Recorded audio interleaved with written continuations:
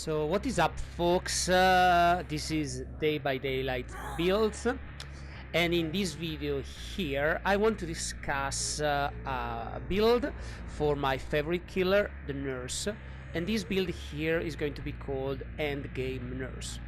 Now, if you were not aware, basically right now there is something called endgame collapse, which basically at the moment in which the doors are opened, or when the last survivor is left and the hatch spawns, basically you have 2 minutes the survivors have 2 minutes to leave the game unless they want to be destroyed by the entity. So this opens up to something quite interesting, and I want to start with this build here. So what is the purpose of the build? The purpose of the build is to maximize and make like a nightmare for the survivors to face endgame. And for this first video here, we're going to do this with the Nurse. So let me go through my build here so you can see what I'm doing, and then I'm gonna explain to you what would the strategy be. Now, as usual, the disclaimer: I am not a good Dead by Daylight player. I'm a casual gamer. I just like to do these videos here because I find, besides Monto, not many channels discussing like builds, and I really like to discuss builds. So that's what I'm gonna do. You can find better player than I am, yeah, absolutely. So I play on PS4, so I'm not absolutely really good to play Nurse, but that's the way it goes. If you like it, stay on the channel. If you don't like it, click away and go watch another one. With this disclaimer out of the way, this is my build. So the first perk that I'm gonna play is Barbecue and Chili. So Barbecue and Chili is overall probably the best perk for a killer, because it basically gives you 25% blood points to all the categories for each new survivor that you hook. So if you hook all the 4 survivors, it's basically giving you the same effect of a survivor pudding, which can also stack with a survivor pudding. That's a really good perk. At the same time, it also shows the auras of survivors, which are 40 meters away from the hook for 4 seconds when you hook a survivor, unless they are in a locker.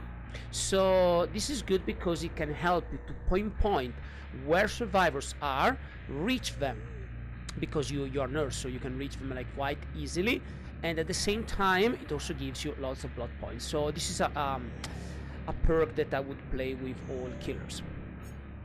Next perk of my build is Shadowborn, which basically grants me a 15% decrease, 15 degrees increase of my field of view. So why is this good? This is good because when you get the fatigue and the survivor is not too far, you can actually see where the survivor is going, and therefore you can blink after them and catch them up like faster. And considering how much time you spend with Nurse looking at the floor, this can be of really good help. Now, you don't need to play Shadowborn to play Nurse efficiently, but as I said, like for all of the average Nurse players like me out there, I think this can actually make massive difference. Now, the 2 perks which they do apply strongly for endgame. The first one is Hex No One Escapes Death. So it goes like this: once the exit gates are powered, if there is a dull totem remaining on the map, this X is activated and every survivor will have the exposed effect, which basically means that you can one hit down them, and your movement speed is also increased by 4%, which for Nurse means you basically move roughly the same speed of a survivor. Now, these hex will persist as long as the related hex totem is standing, meaning that if the survivors do not cleanse the hex totem, you can basically one hit down them for all of the time. Now, this is interesting because it works really well with Blood Warden. So Blood Warden works like this: as soon as an exit gate is open, Blood Warden is activated. The auras of any survivor located within the exit areas are revealed to you, and if you hook one survivor, one per game, the entity will block the exit gate for 60 seconds. So how would you play with this build here? Oh, actually, before I do that, let me explain also my add-on and my offering. So my add-on are a pocket watch and a wide knit comb. So pocket watch, it moderately reduces the fatigue time of the blink, while slightly decreases the charge speed of the blink. And wide knit comb slightly increases the blink movement speed.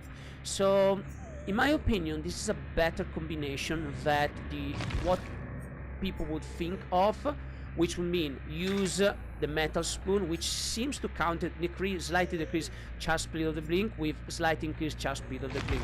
But I don't think that's true.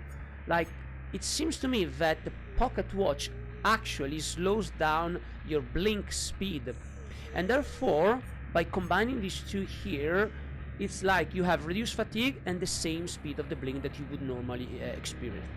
Now this could be debatable, but I like this because it really reduces the fatigue of the blink, so you can blink more often, you spend less time looking at the floor.